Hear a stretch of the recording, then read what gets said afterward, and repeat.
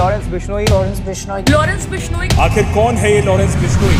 7 अगस्त 2021 को पंजाब में 4 शूटरों द्वारा एक 32 साल के युवक को उसकी गाड़ी में बैठने के दौरान अंधाधुंध गोलियों से भून दिया जाता है। गोलियां इतनी काफी ज्यादा तादाद में चलाई गई होती हैं कि उस व्यक्ति की मौके पे ही मौत हो जाती है। मरने वाला व्यक्ति और कोई नहीं, एक 32 साल का युवा अकाली दल का नेता गैंगस्टर लॉरेंस बिश्नोई का काफी अच्छा दोस्त विक्की मिड्डू खेड़ा होता है। विक्की मिड्डू खेड़ा की मौत के कुछ ही घंटों बाद सोशल मीडिया प्लेटफॉर्म पर एक पोस्ट काफी ज्यादा वायरल होने लग जाता है और वह पोस्ट कथित तौर पर गैंगस्टर लॉरेंस बिश्नोई ने लिखा होता है। अपने भाई विक्की मिड्डू खेड़ा हम सबको छोड़कर चले गए।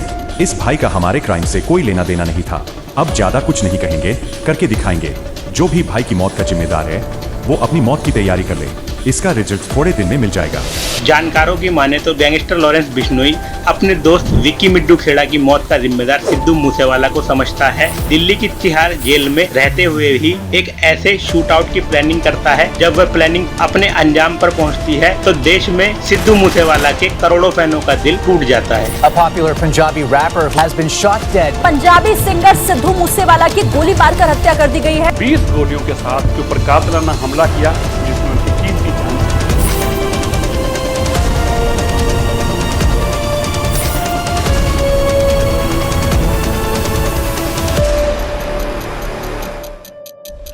दोस्तों नमस्ते, आदाब, सलाम। मैं असलम अली स्वागत करता हूं आपका आपके अपने YouTube channel behind the story पर। बिहाइंड द स्टोरी के आज के एपिसोड में बात सिद्धू मूसेवाला हत्याकांड की। साथ ही आज की वीडियो में हम कुछ ऐसे रहस्यों से और फैक्टों से पर्दा उठाएंगे जिसके बारे में आपने ना तो आज से पहले किसी वीडियो में सुना होगा और ना ही किसी सोशल मीडिया प्लेटफॉर्म पर उसकी चर्चा आपके कानों तक पहुंची होगी। साथ ही आपको मैं आज यह भी बताता चलूं कि हमने इस वीडियो को लगभग 5 खंडों या 5 चैप्टरों में बनाया है ताकि हम इस पूरे घटनाक्रम को सिलसिलेवार से समझ सके। पहले खंड में हमने बात की है birth and rise of Sidhu Moosewala. दूसरे खंड में बात होती है आखिर लॉरेंस बिश्नोई और सिद्धू मूसेवाला की दुश्मनी होती क्यों है। तीसरे खंड में पूरी हत्या की प्लानिंग के ऊपर चर्चा की गई है। चौथे खंड में हत्या के दिन का पूरा घटनाक्रम और अंत में 5वें खंड में हमने कैसे इस हत्याकांड के बाद पुलिस ने मुजरिमों के ऊपर शिकंजा कसा इसके ऊपर चर्चा की है। तो आइए बढ़ते हैं अपनी वीडियो की ओर। पंजाब के एक छोटे से गांव मूसा में 1993 में सिद्धू मूसेवाला का जन्म होता है। सिद्धू मूसेवाला को बचपन से ही म्यूजिक का काफी शौक होता है और यह शौक कॉलेज पहुंचते पहुंचते मानो उसका जुनून सा बन जाता है। सिद्धू मूसेवाला कॉलेज के दिनों से ही गाने गाना शुरू कर देते हैं। सिद्धू मूसेवाला के जीवन में सबसे बड़ा बदलाव जब आता है जब 2017 में वह कनाडा जाते हैं। कनाडा पहुंचकर सिद्धू पंजाबी गाने लिखना शुरू कर देते हैं, साथ साथ वह रैप भी गाने लगते हैं। धीरे धीरे उनकी शोहरत जो है वो कनाडा में अपने उफान पर आ जाती है। इसी बीच उनकी जिंदगी में एक घटना और घटती है जब 2018 में वह दोबारा भारत वापस आते हैं। मौका होता है सिद्धू मूसेवाला की मां का चुनाव में खड़ा होना। दरअसल दोस्तों सिद्धू मूसेवाला की मां मूसा गांव के सरपंची के चुनाव में खड़ी होती हैं। सिद्धू मूसेवाला अपनी मां के लिए वोट मांगने के लिए कनाडा से भारत आते हैं और चुनाव में खूब बढ़ चढ़कर उनके लिए प्रचार करते हैं। नतीजा यह निकलता है कि सिद्धू मूसेवाला की मां चुनाव में जीत जाती है और सिद्धू की शोहरत जो अभी तक कनाडा में फैली हुई थी वह मूसा गाँव में भी फैलने लगती है। साथ ही साथ सिद्धू मूसेवाला वहीं से ही पंजाबी इंडस्ट्री में अपना एक अलग नाम बनाना शुरू कर देते हैं। सिद्धू मूसेवाला और कंट्रोवर्सीज का मानो चोली दामन का साथ रहा हो। सबसे पहले 2020 में उनके द्वारा गाए गए एक गाने पंच गोलियों को लेकर विवाद पैदा होता है और उन पर केस भी होता है और उन पर यह आरोप लगता है कि वे अपने गानों के द्वारा गन कल्चर को और हिंसा को बढ़ावा देते हैं। उसके कुछ दिनों बाद सिद्धू मूसेवाला संजय दत्त को लेकर भी एक गाना बनाते हैं जिसमें वह उनके ऊपर लगे आर्म्स एक्ट के मुकदमे उनके व्यक्तित्व को लेकर काफी ज्यादा उनका महिमा मंडन करते हैं। जिसके बाद सिद्धू मूसेवाला एक बार फिर से हेटर्स के निशाने पर आ जाते हैं और उन्हें लोगों की जमकर आलोचना का सामना करना पड़ता है। चारों तरफ हो रही नेगेटिव पब्लिसिटी के बीच पंजाब पुलिस के कहने पर सिद्धू मूसेवाला कोविड-19 के प्रति जागरूकता फैलाने के लिए एक गाना गाते हैं। जिस गाने के बाहर आने के बाद उनके प्रशंसक तो प्रशंसक, आलोचक भी उनकी जमकर तारीफ करते हैं, पर यह तारीफ भी काफी दिनों तक नहीं चलती। उस गाने के बाहर आने के कुछ दिनों बाद सिद्धू मूसेवाला का एक और वीडियो भी बाहर आता है जिसमें वह पंजाब पुलिस की ही शूटिंग रेंज में AK-47 से लगातार गोलियां दाग रहे होते हैं, जिसको लेकर उनके ऊपर एक केस भी होता है। कैरियर के शुरुआती दिनों से विवादों से नाता रहने के बावजूद भी लगभग 28 वर्ष की उम्र आते आते सिद्धू मूसेवाला 3 एल्बम और 60 गाने गा चुके होते हैं। अपनी इसी हुनर की बदौलत वह अपनी 28 वर्ष की इस छोटी सी उम्र में ही अपने दम पर 31 करोड़ की संपत्ति बनाने में कामयाब हो जाते हैं। साथ ही वे देश और विदेश में म्यूजिक इंडस्ट्री का एक जाना माना नाम बन जाते हैं। यूके का एक अखबार द गार्डियन उन्हें उभरते 50 सितारों की लिस्ट में भी रखता है। सिद्धू सिद्धू मूसेवाला की जिंदगी में सब कुछ परफेक्ट चल रहा होता है। छोटे मोटे विवादों के बाद भी वह दिन दूनी रात चौगुनी तरक्की कर रहे होते हैं। धीरे धीरे वह देश और विदेश में अपनी ख्याति को और बढ़ाते जा रहे होते हैं। इसी बीच वह राजनीति में भी अपना हाथ आजमाने की सोचते हैं और वह पंजाब में कांग्रेस के हाथ के साथ हाथ मिलाते हैं और 2022 में मनसा से विधानसभा चुनाव भी लड़ते हैं। पर उस समय पंजाब में आम आदमी पार्टी और भगवंत मान की आंधी चल रही होती है, जिसके बीच सिद्धू मूसेवाला का स्टारडम फीका पड़ जाता है और वह चुनाव में हार जाते हैं। वाकई दोस्तों, सिद्धू मूसेवाला ने इतनी छोटी उम्र में जो उपलब्धि और कामयाबी का शिखर हासिल करा वो अपने आप में अद्भुत था। पर दोस्तों कहते हैं ना, जब कामयाबी आती है तो अपने साथ बहुत सारे विवाद और बहुत सारे दुश्मन भी साथ लेकर आती है। यही हुआ सिद्धू मूसेवाला के साथ, जब 29 मई 2022 को लॉरेंस बिश्नोई ने विक्की मिड्डू खेड़ा की हत्या में शामिल होने के शक के आधार पर उसके ऊपर अपने 6 शूटरों द्वारा अंधाधुंध गोली चलवाकर उसे हमेशा के लिए मौत की नींद सुला दिया। दरअसल दोस्तों, इस वीडियो की शुरुआत में मैंने आपको बताया था कि 7 अगस्त 2021 को अकाली दल के नेता और गैंगस्टर लॉरेंस बिश्नोई के दोस्त विक्की मिड्डू खेड़ा की 4 शूटरों द्वारा दिन दहाड़े गोली मारकर हत्या कर दी जाती है। इस हत्या का आरोप लगता है सिद्धू मूसेवाला पर। कुछ रिपोर्ट्स के मुताबिक यह बात सामने आती है कि सिद्धू मूसेवाला ने अपने एक मैनेजर, जिसका नाम होता है शगनप्रीत सिंह, उसके द्वारा कौशल गैंग के कुछ शूटरों को हायर करा और सिद्धू मूसेवाला के ही कहने पर विक्की मिड्डू खेड़ा को मौत के घाट उतार दिया गया। अब इन बातों में कितनी सच्चाई है और कितना झूठ, ये पूरी बात सामने नहीं आ पाई। पर जब पुलिस ने शूटरों के ऊपर शिकंजा कसा तो उन्होंने सिद्धू मूसेवाला के मैनेजर का नाम बताया। पर जब तक पुलिस सिद्धू मूसेवाला के मैनेजर तक पहुंचती, वह सिद्धू मूसेवाला की मदद के सहारे ऑस्ट्रेलिया फरार हो चुका था। जिसके बाद से ही लॉरेंस बिश्नोई लगातार सिद्धू मूसेवाला को टारगेट बनाने की सोच रहा था और उसे अपना सबसे बड़ा दुश्मन भी मान रहा था।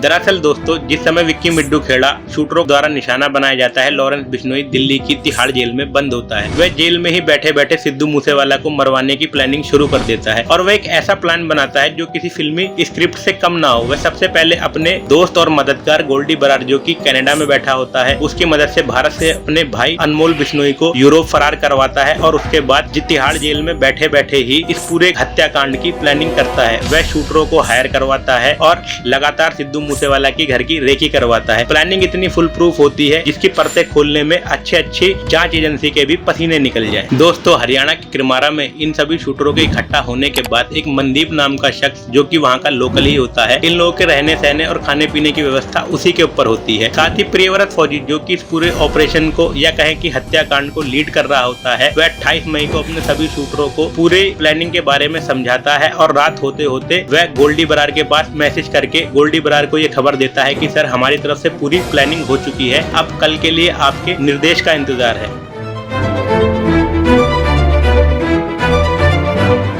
29 मई 2022 गोल्डी बरार कनाडा से फिर से प्रियव्रत फौजी के पास फोन करता है। वह फोन करके प्रियव्रत फौजी को निर्देश देता है कि तुम्हें मानसा में सिद्धू मूसेवाला के घर पर सीधे नहीं जाना है, बल्कि मानसा से 3 किलोमीटर पहले एक ढाबा पड़ता है, उस ढाबे पे जाकर मेरे अगले कॉल का इंतजार करना है। अपने आका से मिले निर्देश का पालन करते हुए प्रियव्रत फौजी अपने साथ 3 शूटरों को लेकर बुलेरो कार में बैठकर मानसा के उस ढाबे की ओर चल पड़ता है। लगभग 18 किलोमीटर का सफर तय करने के बाद लगभग 10:30 बजे वह अकलाना मंडी के पास पहुंचता है और वहां से वह दीपक मुंडी और कशिश को भी अपने साथ गाड़ी में बैठाकर उस ढाबे की ओर दोबारा से चलने लग जाता है। जब वह लगभग 3 बजे के आसपास उस ढाबे पर पहुंचते हैं तो 2 पंजाब साइड से भी शूटर आ रहे होते हैं, जिनका नाम होता है जगदीप सिंह भांगू और रूपा। ये दोनों भी उस ढाबे पर पहुंच चुके होते हैं और अब उस ढाबे पे लगभग 7 शूटर इकट्ठा होते हैं और यह 7 शूटर मिलकर गोल्डी बरार के अगले निर्देश का इंतजार कर रहे हैं। लगभग 4:25 पर प्रियव्रत फौजी का फोन दोबारा से बजता है। गोल्डी बरार उधर से फोन पर कहता है, फौजी, सिद्धू का गेट खुल रहा है, आज वो बिना किसी सिक्योरिटी के काली थार में बाहर निकला है, तुम फटाफट अपने शूटरों को लेकर सिद्धू मूसेवाला के घर की तरफ बढ़ो। पर दोस्तों, 1 मिनट यहाँ पर रुकिए और जरा इस बात पर ध्यान दीजिए, गोल्डी बरार जो कि कनाडा में बैठा हुआ है, उसको सिद्धू मूसेवाला की इतनी डिटेल इन्फॉर्मेशन कैसे, बिल्कुल लाइव लोकेशन उसके पास कैसे? दरअसल दोस्तों, होता ये है, गोल्डी बरार बड़ी चालाकी से ही एक केकड़ा नाम के आदमी, जिसका नाम संदीप होता है, संदीप उर्फ केकड़ा को मूसेवाला गाँव में प्लांट करता है, क्योंकि केकड़ा की उस गाँव में रिश्तेदारी होती है, जिसके चलते कोई उस पर शक भी नहीं करता है। वह सिद्धू से एक फैन बन के मिलता है और लगातार उसके घर के आसपास रहते हुए सिद्धू मूसेवाला की पूरी मूवमेंट की खबर वीडियो कॉल और कॉल के जरिए गोल्डी बरार को देता है। उस दिन भी लगभग 4:25 पर केकड़ा और संदीप ही गोल्डी बरार को सिद्धू के घर से बाहर निकलने की बात बताता है, जिसके बाद वह फोन कर प्रियव्रत फौजी को सिद्धू के घर की तरफ बढ़ने के लिए कहता है। प्रियव्रत फौजी केशव को ढाबे पर छोड़कर अन्य 6 शूटरों को लेकर सिद्धू मूसेवाला के घर की तरफ बढ़ जाता है। दोस्तों, वह केशव को ढाबे पर इसलिए छोड़ता है क्योंकि केशव पर ही उन लोगों को इस पूरे हत्याकांड को अंजाम देने के बाद उस ढाबे से आगे ले जाने की, बताए हुए जगह पर पहुंचाने की जिम्मेदारी जो होती है वो उस केशव के ऊपर ही होती है। इसलिए वह केशव को छोड़कर सिद्धू मूसेवाला के घर की तरफ बढ़ जाते हैं। इस सारी प्लानिंग से अनजान सिद्धू मूसेवाला अपनी मौसी की तबीयत का हालचाल जानने के लिए उनके गाँव की तरफ निकल पड़ता है। सिद्धू मूसेवाला जवार के गाँव होते हुए अपनी मासी के घर जाने की योजना बनाता है, पर जवार के गाँव के पास ही यह शूटर जो है एक मोड़ से थोड़ा आगे 2 गाड़ियां लगा के सिद्धू मूसेवाला की गाड़ियों का रास्ता रोक लेते हैं। सिद्धू मूसेवाला पर ये 6 शूटर अपनी गाड़ी से उतरकर अंधाधुंध फायरिंग करने लगते हैं। सिद्धू मूसेवाला भी जवाब में 2 गोलियां चलाता है, पर शूटरों के पास रशिया की AN-94 जैसे आधुनिक हथियार होते हैं और ऑटोमेटिक पिस्टलें होती हैं, जिनसे वह सिद्धू मूसेवाला की गाड़ी के ऊपर गोलियों की मानो बारिश सी कर देते हैं, जिसमें सिद्धू मूसेवाला के साथ साथ उनकी गाड़ी में बैठे करीबी दोस्त गुरविंदर और गुरप्रीत सिंह गंभीर रूप से घायल हो जाते हैं। सिद्धू मूसेवाला के ऊपर जानलेवा हमला करने के बाद यह सभी शूटर केशव के पास उसी ढाबे की ओर बढ़ चलते हैं। इधर गोलियां लगने के बाद लोग मौके पर इकट्ठा होना शुरू हो जाते हैं और पीछे से सिद्धू मूसेवाला के पिता भी गाड़ियों के साथ मौके पर पहुंचते हैं। वह सभी को उठाकर अस्पताल ले जाते हैं, जहां सिद्धू मूसेवाला को अस्पताल में लाने से पहले ही मृत घोषित कर दिया जाता है। वहीं दूसरी तरफ उनके कजन और एक करीबी दोस्त जो कि गंभीर रूप से घायल होते हैं, उनकी जान बचा ली जाती है। इस पूरे हत्याकांड को अंजाम देने के बाद वह 6 शूटर केशव के पास उसी ढाबे पर पहुंचते हैं और अपने आका गोल्डी बरार को फोन करके पूरे घटनाक्रम के बारे में बताते हैं और ऑपरेशन के सक्सेसफुल होने की बधाई भी देते हैं। जिस पर गोल्डी बरार उधर से प्रियव्रत फौजी से कहता है, फौजी वीरे, अब उस ढाबे पर रुकने की जोखिम को मत उठाओ और तुरंत ही वहाँ से फतेहाबाद के लिए निकल पड़ो। वहाँ मैंने तुम्हारे लिए एक राम निवास नाम के आदमी को हायर करा है, जो तुम लोगों के रहने सहने का बंदोबस्त करेगा। गोल्डी बरार के मिले निर्देश के अनुसार ही प्रियव्रत फौजी फतेहाबाद की तरफ निकल पड़ता है। वहाँ पहुँचने पर उसकी मुलाकात राम निवास नाम के आदमी से होती है। वह उन सभी शूटरों के रहने का बंदोबस्त होटल सावरिया नाम के एक होटल में करता है, जहां सभी शूटर सिद्धू मूसेवाला की मौत का जश्न मनाते हैं और पूरी रात पार्टी करते हैं।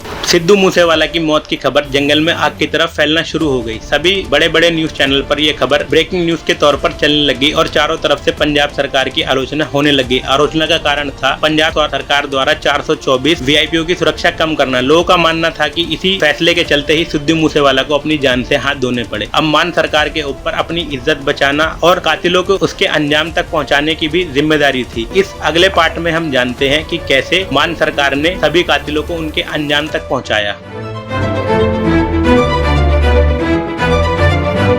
चारों तरफ से पड़ रहे दबाव के चलते पंजाब पुलिस दिन रात सिद्धू मूसेवाला के कातिलों की तलाश में जुट जाती है। एक दिन पुलिस को इनपुट मिलता है कि पंजाब के अमृतसर के पास ही कुछ शूटरों के छुपे होने की आशंका है। पुलिस अपने खबरियों द्वारा मिले इनपुट के चलते ही उस गांव की तरफ छापा मार देती है, जहां उसका एनकाउंटर होता है 2 पंजाब मॉड्यूल के शूटरों से, जिनका नाम होता है जगप्रीत भानु और जगदीप सिंह रूपा। पुलिस के साथ हुए एनकाउंटर में पुलिस इन दोनों को मौत के घाट उतार देती है। अन्य शूटरों की तलाश में जुट जाती है और पुलिस की ये तलाश उन्हें पहुंचाती है गुजरात के मुद्रा पोर्ट के पास एक गांव में, जहां सभी शूटर छुपकर बैठे होते हैं। अंकित सिरसा को छोड़कर वह सभी शूटरों को अपने शिकंजे में कस लेती है, क्योंकि अंकित सिरसा पुलिस वालों के वहां पहुंचने से पहले ही एक बस से वहां से फरार हो जाता है, इसलिए वह पुलिस की पकड़ से छूट जाता है। पर वह ज्यादा देर तक पुलिस की पकड़ से बाहर नहीं रह पाता। पुलिस उसे दिल्ली के ISBT बस अड्डे से धर दबोचती है। अब पुलिस के हत्थे सारे हथियारे चढ़ चुके होते हैं। दोस्तों, सिद्धू मूसेवाला पर ना जाने कितने ही आरोप लगे, ना जाने कितने सच्चे और ना जाने कितने झूठे, पर दुख की बात तो यह है कि देश ने इन सब के बीच एक उभरता हुआ सितारा और एक नेता खो दिया, जो कि बहुत दुख की बात है। दोस्तों, आज की वीडियो में बस इतना ही। आशा करते हैं आपको हमारी ये मेहनत पसंद आई होगी। अगर आपको हमारी ये वीडियो पसंद आई हो तो वीडियो को लाइक और चैनल को ज्यादा से ज्यादा सब्सक्राइब करें। जय हिंद, जय भारत। और साथ ही दोस्तों, मिलते हैं ऐसी ही किसी और वीडियो में। धन्यवाद।